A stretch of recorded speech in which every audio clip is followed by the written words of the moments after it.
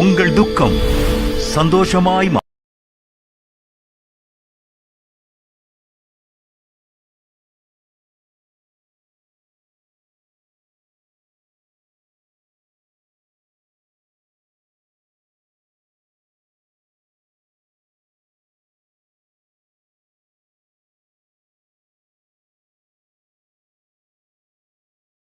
தேவனுடைய பிள்ளைகள் உங்கள் அனைவருக்கும் சிங்கப்பூர் ஏலிம் எழுப்புதல் ஊழியங்கள் சார்பிலே உங்களுக்கு அன்பின் வாழ்த்துக்களை தெரிவித்துக் கொள்கிறோம். இந்த மகிழ்ச்சியான குடும்பத்திலே தொடர்ச்சியாக நானும் பாஸ்டர் டாக்டர் சீலாவும் உங்களுக்கு செய்திகளை பகிர்ந்து கொண்டு வருகிறோம். முக்கியமாக கடனில்லாத வாழ்வு என்ற தொடரிலே இன்றைய தினத்திலே கடைசி தொடராக பார்க்க இருக்கிறோம். நிச்சயமாக நீங்கள் இந்த பழைய தொடர் செய்தியின் மூலமாக ஆசீர்வதிக்கப்பட்டிருக்கிறீர்கள் என்று நாங்கள் விசுவாசிக்கிறோம். இந்த நாளிலும் நாம் பார்க்கக்கூடிய காரியம் 2 ராஜாக்கள் 4வது அதிகாரம் 7வது வசனத்திலே, அவள் போய் தேவனுடைய மனுஷனுக்கு அதை அறிவித்தாள். அப்பொழுது அவன், நீ போய் அந்த எண்ணெயை விற்று உன் கடனை தீர்த்து மீந்ததை கொண்டு நீயும் உன் பிள்ளைகளும் ஜீவனம் பண்ணுங்கள் என்றான். புரியுங்களா? முக்கியமாக இன்றைய நாளிலே என்ன பாருங்க, நாம் எப்படியாக உழைக்க வேண்டும், சேமிக்க வேண்டும், வருமானத்தை நம்ம என்ன வேண்டும், பெருக்க வேண்டும், கடனை அடைக்க வேண்டும், செலவழிக்க வேண்டும் என்பதை குறித்து நான் தொடர்ச்சியாக போதித்து கொண்டு வந்ததிலே இன்றைக்கு இந்த கடனை அடைப்பதை குறித்து இன்றைக்கு நம்ம உங்களோடு கூட பகிர்ந்து கொள்ள இருக்கிறேன். அதனால்தான் வேதவசனம் சொல்லுகிறது, நீதிமொழிகள் 30வது அதிகாரம் வசனம் 24 வசனம் 25, பூமியில் சிறியவைகளாயிருந்தும் நாணமுள்ளவைகள் 4 உண்டு, அவை யாவன அற்பமான ஜந்துவாயிருந்தும் கோடை காலத்தில் தங்கள் ஆகாரத்தை சம்பாதிக்கிற எறும்பும். வேதவசனம் சொல்லப்பட்டிருக்கு பாருங்க. நீங்கள் எவ்வளவு பெரியவராக இருக்கலாம், இல்லை சிறியவராக இருக்கலாம், நீங்கள் அந்தஸ்துள்ளவராக இருக்கலாம், இல்லை படிப்பு குறைவுள்ளவர்களாக நீங்கள் இருக்கலாம். ஆனால் உங்களுக்கு எவ்வளவு நாணம் இருக்கிறது, அதை வைத்துதான் ஒரு வெற்றியுள்ள வாழ்க்கை, ஒரு கடன் இல்லாத வாழ்க்கை, ஒரு செழிப்பான ஒரு வாழ்க்கை வாழ முடியும். அதான் வேதவசனம் சொல்லுகிறது, நாணம் தன் வீட்டை கட்டுகிறது என்று. புரியுங்களா? அதனால்தான் பார்த்தீங்கன்னாக்க பாருங்க, எறும்பு இடத்திலிருந்து நம்ம கற்றுக்கொள்ள வேண்டும் என்று நமக்கு ஞானியாகிய சாலமோன் நீதிமொழிகள் 30 வசனம் 24 25 மூலம் தெளிவுபடுத்துகிறார். அதனாலே பணம் ஒரு வல்லமை மிக்கது, சக்தி மிக்கது. பாருங்க, பணத்தோடு நமக்கு இருக்கிற அந்த பணத்தோடு நமக்கு ஒரு கவனமான ஒரு உறவு தேவை. ஏன்னா பணத்திற்கு சக்தி இருக்கிறது. எப்படியாக நீருக்கு பார்த்தீங்கன்னாக்க, காற்றுக்கு, நெருப்புக்கு, இயந்திரத்திற்கு, இப்படி பார்த்தீங்கன்னாக்க எப்படி வல்லமை இருக்கிறதோ அதே போல பணத்திற்கும் வல்லமை இருக்கக்கூடியதாக இருக்கிறது. இந்த இயற்கையான இந்த ஐம்புலன்னு சொல்றேன் பாருங்க, இந்த இயற்கையான காரியங்களை நாம் சரியான விதத்திலே பார்த்தீங்கன்னாக்க கையாளவில்லை என்றால் அது நம்மை அழித்து விடும். காற்றை கையாளவில்லை, சரியாக விதத்தில் காற்று வருகின்ற பொழுது பாதுகாப்பாக இருக்கவில்லை என்றால், நெருப்பு இருக்கின்ற பொழுது அதிலிருந்து பாதுகாப்பாக நம்ம இருக்கவில்லை என்றால், நீரில் இருந்து நம்ம பாதுகாப்பாக இருக்கவில்லை என்றால், இயந்திரத்தை நம்ம சரியாக கையாளவில்லை என்றால் அந்த வல்லமை நம்மை அழித்து விடும். அதே போல பணமும் பாருங்க வல்லமை மிக்கது, அதை நீங்க சரியாக கையாள வேண்டும். புரியுங்களா? அதனால்தான் நம்ம பாருங்க, ஒரு நல்ல மரியாதை உள்ள முதலாளிகிட்ட நம்ம தொடர்ந்து வேலை பார்ப்போம். அப்ப நீங்க பணத்தை சரியாக நீங்க கையாளவில்லை, மரியாதை இல்லை, பணத்துக்கு மரியாதை கொடுக்கவில்லை என்றால் என்ன, பணம் உங்களை விட்டு பறந்து போய்விடும். அதனாலே நம்மிடத்தில் இருக்கக்கூடியவர்களை நாம் மதிக்க நம்ம என்ன செய்ய வேண்டும், கற்றுக்கொள்ள வேண்டியது மிக அவசியமாக இருக்கிறது. புரியுங்களா? அதனாலே அது பணமாக இருந்தாலும் சரி, நம்முடைய மனைவியாக இருந்தாலும், பிள்ளைகளாக இருந்தாலும், அவர்களுக்கு கொடுக்க வேண்டிய கனத்தை நம்ம கொடுக்க வேண்டும். அப்பொழுதுதான் நினைச்சுவாங்க, அது நம்மோடு கூட தொடர்ந்து நீடித்து நிலைத்து நிற்கக்கூடியதாக இருக்கும். அப்ப இங்க வேதத்தில் பார்க்கிறோம், இந்த யோசேப்பு பாருங்க, யோசேப்பினுடைய திட்டம் எப்படின்னாக்க, வேதத்திலே ஆபிரகாமை ஆண்டவர் நமக்கு வைத்திருக்கிறார். ஆபிரகாமை முன்னுதாரணமாக, ஈசாக்கை முன்னுதாரணமாக, யோசேப்பை முன்னுதாரணமாக, நவோமி, தாவீது, எலியா, எலிசா, இவர்கள் அனைவருமே பஞ்ச காலத்திலே இவர்கள் வாழ்ந்தவர்கள். இவர்களை வேதத்தில் எழுதி வைக்கப்பட்டிருக்கிறது. பஞ்சத்தை இவர்கள் சந்தித்தவர்கள், பஞ்சத்தில் இவர்களை தேவன் எப்படி நடத்தினார், இவர்கள் எப்படி நடந்து கொண்டார்கள் என்று நாம் பார்த்தோம் என்றால், ஆபிரகாம் பஞ்ச காலத்தில் தான் அவர் எகிப்துக்கு சென்றார். அங்கே சென்கின்ற பொழுது தான் ஆகாரை கண்டுபிடித்தால் இஸ்மவேல் அதன் மூலம் வந்தான். கர்த்தர் அவனை கானான் தேசத்துக்கு அழைத்து சென்றார். அங்கே இருந்திருக்கலாம். பஞ்சம் வந்த உடனே அவர் எகிப்துக்கு சென்றார். பாருங்க, நவோமியுடைய கணவன் நவோமி எலிமெலேக்கு, நம்ம ரூத் புத்தகத்தில் பார்த்தா எருசலேம் அப்பத்தின் வீடு, தேவனுடைய வீடு, அங்கே இருந்து எரிகோ என்ற பாருங்க மேலிடத்திலிருந்து கீழே இருக்கக்கூடிய எரிகோ பட்டணத்திற்கு அவர்கள் சென்றாங்க. அங்கே சென்ற பொழுதுதான் நவோமியுடைய கணவன் எலிமெலேக்கு, ஏன்னா அவன் மரித்து போனான், அவனுடைய 2 பிள்ளைகளும் மரித்து போனார்கள் என்று நம்ம பார்க்கிறோம். புரியுங்களா? அப்ப தேவனை விட்டு தூரமாய் போகின்ற பொழுது, அப்பத்தின் விட்டை தூரமாய் போகின்ற பொழுது, ஆபிரகாமுக்கும் இஸ்ரவேல் தேசத்தில் இஸ்ரவேல் பஞ்சம் வந்தது, அவர் எகிப்துக்கு போனார். எலிமெலேக்கும் பஞ்சம் வந்த பொழுது, ஏன்னா அப்ப தேவனுடைய வீட்டை விட்டு அவர்கள் எரிகோவுக்கு போனார்கள். அப்படி போகின்ற பொழுது அவர்களுக்கு ஆசீர்வாதம் அங்கே அதன் மூலமா நிறைவான ஆசீர்வாதத்தை அவர்கள் பெற்றுக்கொள்ளவில்லை. ஆனால் ஈசாக்கு கர்த்தருடைய வார்த்தையை கேட்டு என்ன தேவனுடைய தேசத்தில் இஸ்ரவேல் தேசத்தில் பஞ்சம் வந்த பொழுது அங்கே அவன் விதை விதைத்தான், 100 மடங்கு அறுவடையை பெற்றுக்கொண்டான் என்று பார்க்கிறோம். எலியா மழைக்காக 7 முறை வேண்டிக் கொண்டார், மழை வந்தது என்று பார்க்கிறோம். எலியா தீர்க்கதரிசியின் மூலமாக இந்த விதவை போஷிக்கப்பட்டால் கடன் தீர்க்கப்பட்டது என்று பார்க்கிறோம். அதனால யோசேப்பினுடைய வாழ்க்கையில பார்க்கின்ற பொழுது எப்படியாக ஒரு சேமிப்பு முறையை அவர் கையாண்டார், நம்ம தெரிந்து கொள்ள வேண்டும். தேவனுடைய பிள்ளைகளாக இருக்க நீங்க யோசேப்பு எப்படி ஒரு பஞ்சகாலம் வருவதற்கு முன்பாக சேமிப்பு முறையை கையாண்டார் என்று ஆதியாகமம் 41வது அதிகாரம் வசனம் 46 முதல் 49 53வது வசனம் 57 முதல் 57 வசனம் வரை பார்க்கலாம். புரியுங்களா? அப்ப பார்க்கின்ற பொழுது முதலாவது பஞ்சம் வருவதற்கு முன்னதாக 7 பரிபூர்ண வருடங்கள் வருகிறது, அதுக்கப்புறம் தான் பஞ்சம் வருகிறது. அந்த நாட்களிலே பாருங்க, பணம் பார்த்தீங்கன்னாக்க பணத்தை சம்பாதிக்க சரிவர நிர்வாகிக்க தெரியாதவர்கள் பஞ்சம் பஞ்சத்தில் மாட்டிக்கொள்வாங்க. பணத்தை சரியாக நிர்வகிக்கக்கூடிய தெரிந்தவர்கள், கையாள தெரிந்தவர்கள் பஞ்சம் வருவதற்கு முன்பாக சேமிப்பை கடைபிடிப்பார்கள் என்பது நம்ம யோசேப்பினுடைய வாழ்க்கையிலிருந்து தெரிந்து கொள்ள முடியும். அதனால தேவன் முதல்ல திரட்சியான நாட்களை கொடுக்கிறாரு. கொடுத்த உடனே அப்புறம் என்ன செய்ய, அந்த திரட்சியான நாட்கள் நம்முடைய வாழ்க்கையில் இருக்கலாம். சேமிக்க மறந்தால் நம்ம என்ன செய்வோம், பஞ்ச காலத்தில் சிக்கிக் கொள்வோம். அதனால நம்ம பார்த்தீங்கன்னாக்க நம்முடைய வாழ்க்கையில நம்ம ஆண்டவர் நமக்கு நாணத்தை கொடுத்து இருக்கிறார். நாமும் பஞ்ச காலம் வருவதற்கு முன்பாக சேர்த்து வைக்க வேண்டியது அவசியமாக இருக்கிறது. புரியுங்களா? சில உபதேசங்கள் சொல்லப்படும். கிறிஸ்தவர்கள் என்ன செய்யக்கூடாது, காப்புறுதி இன்சூரன்ஸ் எடுக்கக்கூடாது, சேமிக்கக்கூடாது என்ற தவறான உபதேசங்கள் கூட இருக்கக்கூடியதாக இருக்கிறது. ஆனால் வேதத்திலே நமக்கு எழுதி வைக்கப்பட்டபடி நம்முடைய மூதாதையர்கள் எப்படி, முன்னோர்கள் எப்படியாக வாழ்ந்தார்கள் என்பதை நம்ம பார்த்து அதன் மூலமாக நம்ம கற்றுக்கொள்ள வேண்டியது அவசியம். அதனால்தான் வேதத்தில் பார்த்தா முதலாக வங்கிகளை திறந்ததே யோசேப்பு தான். புரியுங்களா? பார்வோனுக்கு யோசேப்பு சொன்ன அறிவுரை என்னன்னாக்க, பஞ்ச காலத்திலிருந்து தப்பி வைக்க விவேகமும் நாணம் உள்ள நிறைந்த மனிதர்களை நீ தேர்ந்தெடு, அவர் உங்களுக்கு நல்ல ஆலோசனை கொடுப்பார்கள் என்று அவன் சொன்னான். அதனால நம்ம என்ன பார்த்தீங்கன்னா, நாம் சம்பாத்தியத்தை விட நம்மிடம் இருப்பதை வைத்து நம்முடைய செல்வம் கணக்கிடப்படக்கூடியதாக இருக்கிறது. நீ எவ்வளவு சம்பாதிக்கிறீங்க இல்லை, நீங்க பார்த்தீங்கன்னாக்கா ஏன்னா 1 லட்சம் ரூபாய் சம்பாதிக்கலாம், ஆனா உங்ககிட்ட எவ்வளவு வைத்திருக்கிற வைத்தான் நீங்க உங்களுடைய மதிப்பு தீர்மானிக்கப்படக்கூடியதாக இருக்கிறது. புரியுங்களா?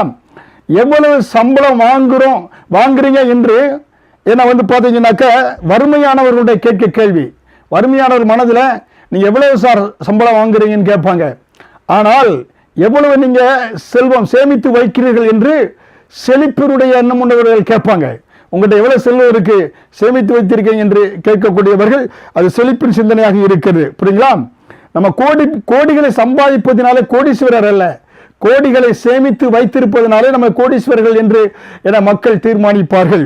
அதனால்தான் சிறுக சிறுக நம்ம சேமித்தால் பின்பாக நமக்கு பெரிய அறுவடையை பெரிய பார்த்தீங்கன்னாக்கா செல்வத்தை நம்ம வைத்துக் கொள்ள முடியும். அதனாலதான் நீதிமொழிகள் 6வது அதிகாரம் வசனம் 6 முதல் 8 பார்க்கின்ற பொழுது, சோம்பேறியே நீ எறும்பினிடத்தில் போய் அதன் வழிகளை பார்த்து நாணத்தை கற்றுக்கொள், அதற்கு பிரபும் தலைவனும் அதிகாரியும் இல்லாதிருந்தும் கோடை காலத்தில் தனக்கு ஆகாரத்தை சம்பாதித்து அறுப்பு காலத்தில் தனக்கு தானியத்தை சேர்த்து வைக்கும்.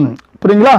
பாருங்க, எவ்வளவு இந்த எறும்புக்கு லீடர் கிடையாது, தலைவன் கிடையாது, வழிகாட்டி கிடையாது. ஆனால் எறும்பு மழை காலத்திற்கு முன்பாகவே தனக்கு தேவையான ஆகாரத்தை சேமித்து வைக்கக்கூடியதாக இருக்கிறது.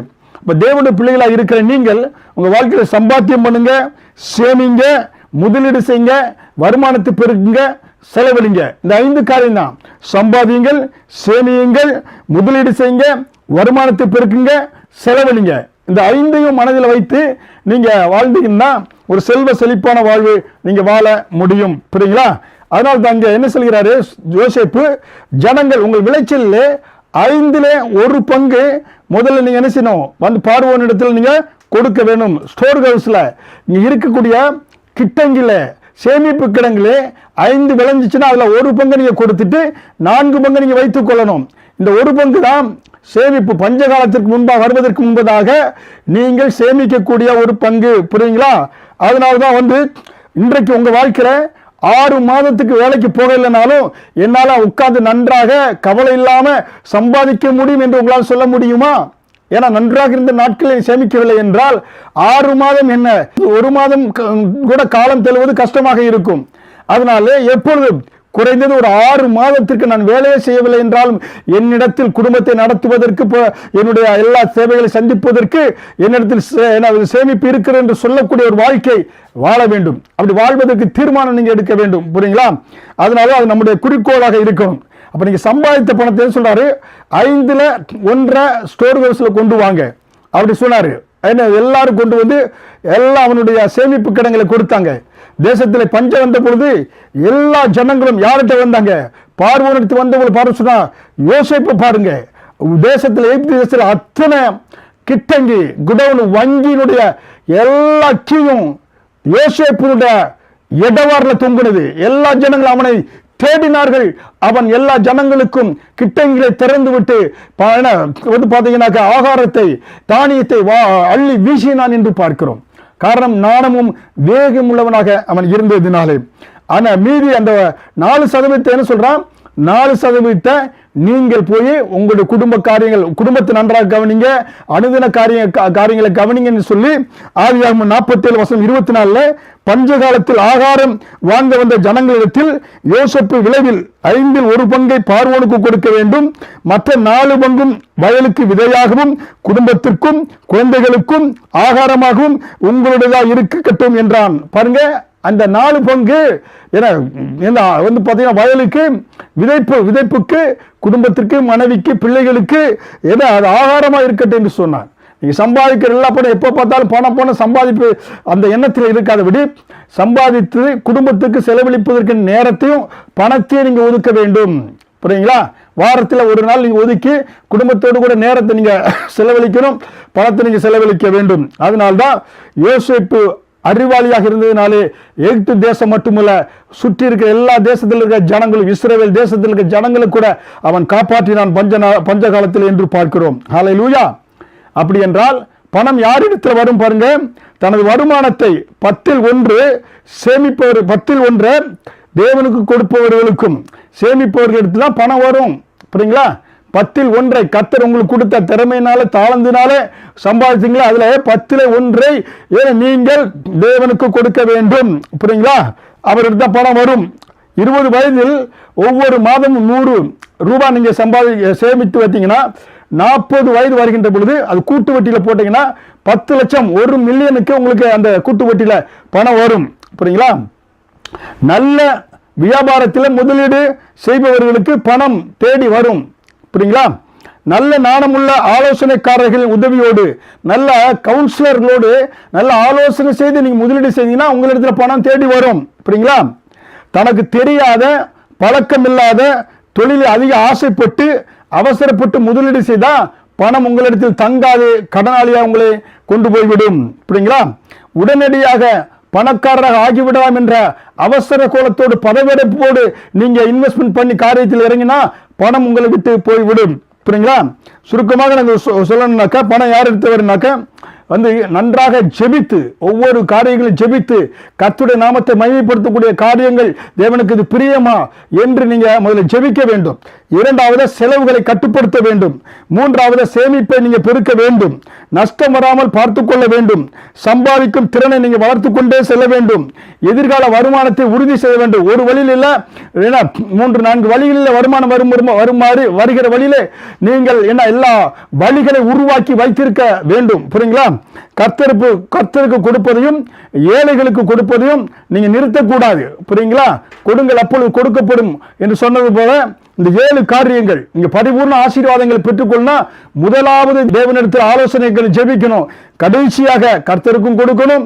கர்த்தருடைய ஏழைகளையும் நீங்கள் கவனிக்க வேண்டும். புரியுங்களா? அதனால தேவனுடைய பிள்ளைகளாக இருக்கிற நீங்கள் இந்த சொல்லப்பட்ட இந்த காரியங்கள் பணம் எப்படி உங்களிடத்தில் வர வேண்டும் என்று சொல்லப்பட்ட காரியங்களை கேட்டு அதன்படி வாழ நீங்கள் என்ன முயற்சி எடுக்க வேண்டும். அடுத்த பாருங்க முதல்ல எந்த ஒரு வியாபாரம் செய்வதற்கு முதலீடு என்ன? உங்களை நீங்களே முதல்ல முதலீடு செய்யணும். புரியுங்களா? நீங்க பணத்தை பின்பாக முதலீடு செய்வதற்கு முன்பாக நீங்க உங்களை சுயத்தை நீங்க தனி மனிதனாக உங்களை நீங்க முதலீடு செய்யணும். உங்களிடத்தில் என்ன இருக்கிறது? நேரம் இருக்கிறது. உங்களிடத்தில் சக்தி இருக்கிறது. உங்களிடத்தில் அறிவு இருக்கிறது.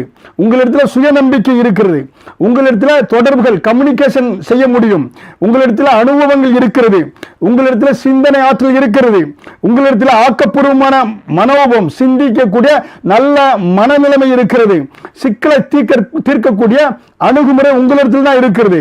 முடிவெடுக்கும் திறன் நீங்க உங்க பிசினஸ்ல அடுத்தவங்க முடியல, நீங்க தான் முடிவு எடுக்கணும். அந்த திறன் உங்களிடத்தில் இருக்கிறது.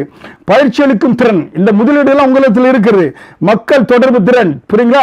ஏன்னா அந்த ரிலேஷன்ஷிப் அந்த தொடர்பு திறன் உங்களிடத்தில் இருக்கிறது. மார்க்கெட்டிங் அறிவு எப்படியாக இந்த ப்ரோமோட் பண்ணுவது, ஏன்னா அதை விளம்பரப்படுத்துவது அது உங்ககிட்ட அந்த திறமை இருக்கிறது. அதே போல கட்டுமான திறன் உங்களிடத்தில் இருக்கிறது. பொறியியல் திறன் உங்களிடத்தில் இருக்கிறது. தொழில்நுட்ப அறிவு உங்களிடத்தில் அந்த முதலீடு இருக்கிறது. அதே போல மென்பொருள் திறன் பார்த்தீங்கன்னாக்கா அந்த மென்பொருட்கள் இப்ப இருக்கிற எலக்ட்ரானிக் டிவைசஸ் எல்லாம் நீங்க கையாண்டீங்கன்னா அதை வைத்து உங்க பிசினஸ்ல நன்றாக நீங்க முன்னேறி செல்ல முடியும். நகைச்சுவை உணர்வோடு எப்பொழுதும் கோபத்தோடு இருந்தா என் பிசினஸ் செய்ய முடியாது. நகைச்சுவை உணர்வு நீங்க முதலீடு செய்ய முடியும். பேச்சாற்றல் நல்ல பேச்சாற்றல்னாலே எப்படி ரெப்ரசன்டேட்டிவ் மெடிக்கல் ரெப்ரசன்டேட்டிவ் பேசி ஆர்டர் பிடிக்கலாம் பாருங்க. பேச்சாற்றல் மூலமாக நீங்க தொழிலை வர்த்திக்க செய்ய முடியும். அந்த முதலீடு உங்களுக்கு இருக்கிறது. எழுத்தாற்றல் நன்றாக எழுதி என்ன பேச முடியும், லெட்டர் எழுத முடியும். புரியுங்களா? கலைத்திறன்கள் உங்களிடத்தில் இருக்கிறது. யோசனைகள் உங்களிடத்தில் இருக்கிறது. ரத்தம், வியர்வை, கண்ணீர் எல்லாம் நான் சொல்லப்பட்ட எல்லா முதலீடும் உங்களுக்குள்ளதான் இருக்குங்க. உடனே உலகத்தில் இருப்பவனை காட்டி உங்களுக்கு இருக்கிற பெரியவர் என்ற வேத வசனத்தின்படியாக ஏன்னா இந்த திறமை எல்லாம் உங்களுக்குள்ள இருக்கிறது. இயேசுவான உங்களுக்குள்ள இருக்கிறது போல இந்த திறமைகள் எல்லாம் உங்களிடத்தில் முதலீடு செய்யக்கூடிய எல்லாம் இருக்கிறது. இந்த முதலீடு நீங்க முதல்ல போடுங்க. புரியுங்களா? அப்ப நீங்க என்ன செய்ய முடியும்? நல்ல வருமானத்தை பெருக்க முடியும். புரியுங்களா? அப்ப நம்ம வருமானத்தை பெருக்கக்கூடிய காரியங்களை பார்த்தோம். கடைசியாக பார்க்கக்கூடியது கடனை நம்ம திருப்பி கொடுக்க வேண்டும். எங்க கடன் வாங்கினாலும் அந்த கடனை திருப்பி கொடுக்க வேண்டியது அரசாங்க சட்டம் அல்ல, தார்மீக நெறியும் அதுதான். கடனை வாங்கிவிட்டு அதை நம்ம என்ன செய்ய வேண்டும்? கொடுப்பதுதான் தார்மீகமும் சட்ட ரீதியான கடமையாக இருக்கிறது. அதனால இங்க எது சொல்கிறாரு? சங்கீதம் 37:2 துன்மார்க்கன் கடன் வாங்கி செலுத்தாமற் போகிறான். துன்மார்க்க ஜீவன் செய்யக்கூடாது. புரியுங்களா? 2 ராஜாக்கள் 4:7 அவள் போய் தேவனுடைய மனுஷனுக்கு அதை அறிவித்தாள். அப்பொழுது அவன் நீ போய் அந்த எண்ணெயை விற்று உன் கடனை கடனை அடைக்கிறதுக்கு சொல்றாரு எலியா தீர்க்கதரிசி. அதனால நீங்க திட்டமிட்டு சம்பாதித்து மிச்சப்படுத்தி அதை விற்பனை செய்து நீ கடனை அடைக்க வேண்டியது மிக முக்கியம். புரியுங்களா? அதனால எந்த ஒரு பந்தயத்திலும் முதல்ல நீங்க ஸ்டார்ட் பண்ணாதான் முடிவு எல்லைய தொட முடியும். ஸ்டார்ட் பண்ணாம முடிவு எல்லைய வெற்றியின் எல்லையை நீங்க என்ன செய்ய முடியாது, தொட முடியாது. அநேகர் பாதியில துவங்குவாங்க, பாதியில் விட்டு விடுவார்கள். அப்படியே கடன் அடைப்பதில் நீங்கள் இருந்து விடக்கூடாது. பாருங்க, பாத்திரம் வாங்குவது வரப்போகிற ஆசீர்வாதத்திற்கு அது ஒரு முன்னோட்டம், அது ஒரு அடையாளமாக இருக்கிறது. பாத்திரத்தை போய் வாங்குறானா ஆசீர்வாத பாத்திரம் எல்லாம் என்ன செய்கிறது? பெருக போகிறது என்று அர்த்தம். அதனால நீங்கள் கடனை எப்படியாவது தீர்க்க முடியும் என்ற விசுவாசம், அவிசுவாசம் வந்துடக்கூடாது. விசுவாசம் நான் அடைத்து விடுவேன் என்று வருகின்ற பொழுதுதான் அந்த உங்களுக்கு அதோட 50% உங்களுக்கு வெற்றியை கொடுத்து விடும். அதனால கடனை அடைக்காமல் கடனில் தப்பிப்போம் என்ற மனநிலை உங்களுடைய வாழ்க்கையில் இருக்கவே கூடாது. புரியுங்களா? அப்ப கடன் அடைக்காம தப்பிப்போம் என்று அந்த அந்த மனநிலை வரவே கூடாது. புரியுங்களா? கடனை அடைப்பதற்கு ஒரு வருடம் இல்லாட்டி 2 வருடத்தோடு அடைத்து விடலாம். அதனால் விசுவாசத்தோடு நீங்க எப்படியாவது வாங்கின கடனை அடைத்து விட வேண்டும். தலை நிமிர்ந்து நடக்க வேண்டும். பொதுவில் நடக்க வேண்டும். புரியுங்களா? 2 ராஜாக்கள் 4வது அதிகாரம் 3வது வசனத்துல, நீ போய் உன்னுடைய அயல் வீட்டுக்கார எல்லாரிடத்திலும் அநேகம் வெறும் பாத்திரங்களை கேட்டு வாங்கு. எலிசா தீர்க்கதரிசி சொல்றாரு பாருங்க, ஒருவேளை போய் எண்ணெய் கேட்டிருந்தா கொடுத்துருக்க மாட்டாங்க அது சிரிக்கு. ஏன்னா ஆனா பாத்திரத்தை கேட்ட உடனே எல்லாரும் கொடுத்தார்கள். வாங்கி அந்த பாத்திரங்களை எண்ணெய் வார்த்து அவள் விற்று கடனை அடைத்தாள் என்று நம்ம பார்க்கிறோம்.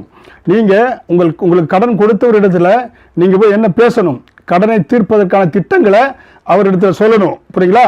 மொத்தமாக என்னால் கொடுக்க முடியாது, மாதம் ஒரு சிறு தொகையாக நான் கடனை அடைத்து விடுகிறேன் என்று அவரிடத்தில் சொல்ல வேண்டும். புரியுங்களா? நீங்க பார்த்தீங்கன்னாக்கா அற்பமான ஆரம்பத்தை யார் அசட்டை செய்வார்கள் என்று வேதவசனம் சொல்லுகிறது.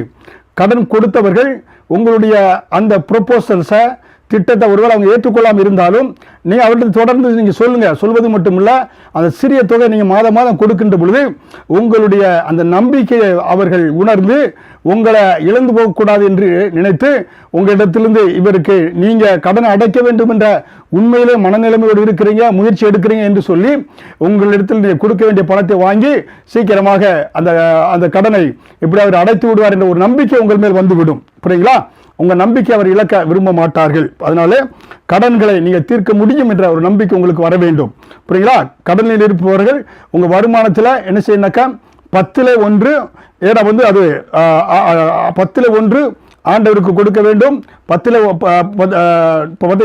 100% உங்க வருமானத்தில் 10% கர்த்தருக்கு, 10% என்ன அது பார்த்தீங்கன்னா உங்க சேமிப்பு, 20% கடனை அடைக்க, மீதி 60% உங்களுக்கும் உங்கள் பிள்ளைகளுக்கும் குடும்பத்திற்கு அன்றாட தேவைகளுக்கு. இப்படியாக நீங்க வைக்கின்ற பொழுது நீங்க உங்களுடைய பொருளாதார வாழ்க்கை சீராக செல்லும். சீக்கிரம் கடன் அடைத்து நீங்க செழிப்புக்குள்ளாக வரலாம். நீங்கள் யாருக்கு எவ்வளவு கடன் கொடுக்க வேண்டும் என்ற ஒரு லிஸ்ட் எழுதி வைத்திருக்கணும். புரியுங்களா? யாருக்கு எவ்வளவு கடன் கொடுக்க வேண்டும் என்று தொகை எழுதி வைத்திருக்க வேண்டும். முதல்ல சிறிய தொகை எழுதிச்சுவாங்க, பின்னால் பெரிய தொகை எழுதிச்சுடுவாங்க. அப்ப எழுதிச்சு மொத்தம் எவ்வளவு என்று நீங்கள் என்ன பார்க்க வேண்டும். ஏன்னா சிறிய தொகைனா சிறிய கடனை முதல்ல அடைச்சிட்டு அப்புறம் பின்னால் பெரிய கடனை மேலே அடைக்கலாம். சிறிய தொகை அடைக்கின்ற 10 பேர்கிட்ட கடன் வாங்கியிருந்தீங்கன்னா சிறிய கடன் எல்லாம் எழுதிட்டு வந்தீங்கன்னா ஒரு 5 பேருக்கு அடைக்கும் போது உங்களுக்கு ஒரு நம்பிக்கை வந்துடும். 5 பேருக்கு தான் கொடுக்க வேண்டியிருக்கிறது, இதையும் சீக்கிரமாக அடைத்து விடுவோம் என்ற ஒரு நம்பிக்கை உங்களுக்கு வரும். அதனால மாதந்தோறும் கடனை எவ்வளவு நீங்க செலுத்த வேண்டும் என்பதை எழுதி வைக்க வேண்டும். புரியுங்களா? எடுத்துக்காட்டுக்கு உங்களுக்கு பார்த்தீங்கன்னாக்கா 20,000 ரூபாய் வருமானம் வருகிறது என்றால் பார்த்தீங்கன்னா உங்களுக்கு எடுத்துக்காட்டாக உங்களுக்கு ஒரு 10,000 ரூபாய் வருமானம் வருகிறது வைத்துக் கொள்ளுங்க. உங்களுடைய கடன் பார்த்தீங்கன்னாக்கா ஒரு 3 பேர்கிட்ட நீங்க கடன் வாங்கியிருக்கீங்க. முதல் நபர்கிட்ட 12,000, 2வது நபர்கிட்ட 10,000, 3வது நபர்கிட்ட 4,000. முதல்கிட்ட 12,000, 2வது நபர்கிட்ட 10,000, 3வது நபர்கிட்ட 4,000 இப்படி வாங்கியிருக்கீங்கன்னா மொத்தம் 24,000 கடன் இருக்கிறது. 10,000 உங்களுக்கு சம்பளம் வருகிறது. இதை இந்த 3 பேருக்கு எப்படி கடன் அடைக்க வேண்டும் என்றால் நீங்க பார்த்தீங்கன்னாக்க முதல் உள்ளவருக்கு அவருக்கு 12,000 இருக்குல்ல, அதுல மாசம் 9,000 அதாவது 9,000 ரூபாய் மாசம் அடைங்க. புரியுங்களா? 2வது உள்ள நபருக்கு மாசம் 800 ரூபாய் அடைங்க. 3வது நபருக்கு 4,000 இருக்குல்ல, அவருக்கு 300 ரூபாய் மாசம் கொடுங்க. இப்படி நீங்க கொடுக்கின்ற பொழுது உங்களுக்கு பார்த்தீங்கன்னாக்க அந்த மாச சம்பளம் 10,000த்துல 2,000 ரூபாய் 20% கடன் அடைக்க ஒதுக்குறீங்க. ஏன்னா மீதி 8,000 ரூபாய் இருக்கு. இதை வைத்து உங்களோட பிள்ளைகளுக்கு, குடும்பத்திற்கு, மற்ற இளவுகளுக்கு நீங்க செய்யலாம். புரியுங்களா? இப்படியாக ஒரு கடனை 20% கடன் அடைப்பதற்கு வைத்துக் கொள்ள வேண்டும். புரியுங்களா? சேமிப்புக்கு 10%, 10% கர்த்தருக்கு, 60% குடும்பத்தை நடத்துவதற்கு. புரியுங்களா? அதனால உங்களால ஒருபோதும் செலுத்த முடியாத தொகையோ செலுத்த முடியாத நாட்களையோ நீங்க ஒத்துக்கொள்ள கூடாது. உங்க கடன்காரரு வாரம் நீங்க கடனை திருப்பி கொடுனா வாரம் உங்களுக்கு மாச சம்பளம் வாரம் எப்படி கொடுக்க முடியும்? வாரம் நீ பாத்தீங்கன்னா 10,000 ரூபாய் கடன் வாங்கினா வாரம் 2,000 ரூபாய் கொடுனா எவ்வளவு கொடுக்க முடியாதுல்ல. அதனாலே என்ன உங்களால் செலுத்த முடியாத நாட்களையும் செலுத்த முடியாத தொகையும் ஒருபோதும் கடனை அடைப்பதற்கு ஒத்துக்கொள்ளாதீர்கள். புரியுங்களா? சிறிய தொகை இருந்தாலும் அவற்றை ஏற்றுக்கொள்ளுங்க. இல்லாட்டி பேங்க்ல டிரான்ஸ்ஃபர் பண்ணி விடுங்க. இப்போ என்ன, கடன்காரர் உங்களை தேடி வருவது போல வைத்துக் கொள்ளக்கூடாது. அவர்கள் ஃபோன் பண்ணாலும் அவங்களுக்கு நீங்கள் உடனடியாக பதில் பேச வேண்டும். உங்கள் நம்பிக்கையை அவர்கள் இழந்து விடக்கூடாது. புரியுதுங்களா? இயலாமைக்கு ஒருவேளை 1 நாள் 2 நாள் டிலே ஆனாலும் அதுக்கு வருத்தத்தை நீங்கள் அவங்களுக்கு தெரிவிக்க வேண்டும். தயவாக பேசுங்க, கனிவாய் பேசுங்க, கடனிலிருந்து நீங்கள் மீண்டு வந்து விடுவீர்கள். புரியுங்களா? அதனால நீங்கள் ஒவ்வொரு மாதமும் செலுத்தக்கூடிய தொகையை கணக்கு எழுதி வைக்க வேண்டும். ஒவ்வொருவருக்கும் ஒவ்வொரு பக்கம் போட்டு ஒவ்வொருவருக்கும் எவ்வளவு கடன் செலுத்தி இருக்கிறோம், எவ்வளவு செலுத்த வேண்டி இருக்கிறது என்பதை எழுதி வைக்க வேண்டும். புரியுங்களா? கடனை அடைப்பதற்கு 1 வருடம் இல்லை 2 வருடம் ஆனாலும் பொறுமையாக இருந்து அந்த முழுவதுமாக அந்த கடனை அடைத்து விட்டு வெளியே வர வேண்டும். இதுதான் கடனை அடைக்கக்கூடிய திட்டங்கள். புரியுங்களா? அப்புறம் கடனை அடைத்து விட்டீங்கன்னாக்க கடனை அடைத்து கொண்டிருக்கின்ற பொழுது நீங்கள் உங்கள் தரித்திரத்துடைய எண்ணங்களை விட்டுவிட வேண்டும். தரித்திர எண்ணம், ஏன்னா அந்த உடை இதெல்லாம் பார்த்தீங்கன்னாக்க யோசேப்பை பாருங்க, சிறைச்சாலையில் இருந்தான். ஆனால் ராஜாக்கள் அரண்மனைக்கு வருவதற்கு முன்பதாக அவன் பாருங்க, ஆதியாகமம் 41:14 யோசேப்பு சவரம் பண்ணி கொண்டு வேறு வஸ்திரம் தரித்து பார்வோனிடத்தில் வந்தான். நேற்று வரை கைதியாக இருந்தான், கைதியுடைய வஸ்திரம். இப்போ பார்வோன் அரண்மனைக்கு பிரதம மந்திரியாக உயர போகும்போது அந்த வஸ்திரத்தை மாற்றி, ஏன்னா அவன் சேவிங் பண்ணி அங்கே அவனுக்கு முன்னாடி பார்வோனுக்கு முன்னாடி நிப்பாட்டுறாங்க. அதனால கடலிருந்து வெளியே பாருங்கன்னா பழைய அதே பாருங்க அந்த இருக்கக்கூடாது. உங்களுடைய ஏன்னா அந்த வெளிப்புற தோற்றத்திலே ஏன்னா ஒரு ராஜாவை போல நடக்கணுங்க. நீங்க ராஜா விட்டு பிள்ளை, அடிமையாக வாழ்ந்தீங்க. இப்ப கடலிருந்து வெளியே வரும்போது நீங்க ஒரு ராஜாவை போல ஒரு அந்தஸ்துள்ளவர்களாக என்ன உடை உடுத்துவதிலே மற்ற பேச்சிலே நடக்கையிலே இருக்க வேண்டியது அவசியமாக இருக்கிறது. புரியுங்களா? அது மட்டுமல்ல, நீங்கள் ஏன்னா கடனை நீங்க ரத்து செய்ய வேண்டும். புரியுங்களா? ஒருவேளை நீங்க யாருனாவது கடன் வாங்கியிருந்தீங்கன்னாக்க, கொஞ்சம் சிறிய கடன் வாங்கியிருந்தீங்கன்னா அந்த கடனை நீங்க ரத்து செய்யுங்க. புரியுங்களா? அதனால தான் பாருங்களேன், இயேசு கிறிஸ்து சொல்றாரு, மற்றவர்கள் உங்களுக்கு எதையெல்லாம் செய்ய வேண்டும் என்று நீங்கள் விரும்புகிறீர்களோ அவைகளையே நீங்கள் மற்றவர்களுக்கு செய்யுங்கள் என்று இயேசு சொல்லியிருந்தாரு. அதனால சிறிய தொகை ஒருவேளை உங்கள்கிட்ட யாராவது கடன் வாங்கியிருக்கலாம், நீங்க பெரிய கடன் இருந்திருக்கலாம். சிறிய தொகை கடன் வாங்கினவங்கிட்ட நீங்க மன்னிங்க, அவங்கள மன்னித்து அந்த கடனை ரத்து செய்யுங்க. அப்ப உங்களுடைய பெரிய கடனை ரத்து செய்வதற்கு ஆண்டவர் வழிவாசல்களை திறப்பார். புரியுங்களா? மற்றவர்களுக்கு நீங்க மனம் இருக்கின்ற பொழுது ஆண்டவர் உங்களுக்கு வானத்தின் பலகணிகளை திறப்பார், மனம் இருங்குவார். ஆண்டவர் உங்களுக்கு உதவிகளுடைய அந்த வாய்க்கால்கள், ஆசீர்வாதத்தின் வாய்க்கால்களை ஆண்டவர் திறந்து விடுவார். புரியுங்களா? அப்ப நீங்க இன்றைக்கு ஒரு தீர்மானம் எடுக்கணும். என்ன தீர்மானம் எடுக்கணும்? உங்களோட பேரை பெற்று தேவனுடைய கிருபையினாலும் இரக்கத்தினாலும் தேவனுடைய உதவியினாலும் தேவனுடைய தயவினாலும் கடனிலிருந்து வெளியே வருவதற்குரிய சத்தியங்களை வழிகளை நான் கேட்டிருக்கிறேன். இதில் வெளியே வருவதற்கு தேவ ஆவியானவருக்கு உதவி செய்வார். இன்றைக்கு நான் தீர்மானம் எடுக்கிறேன்.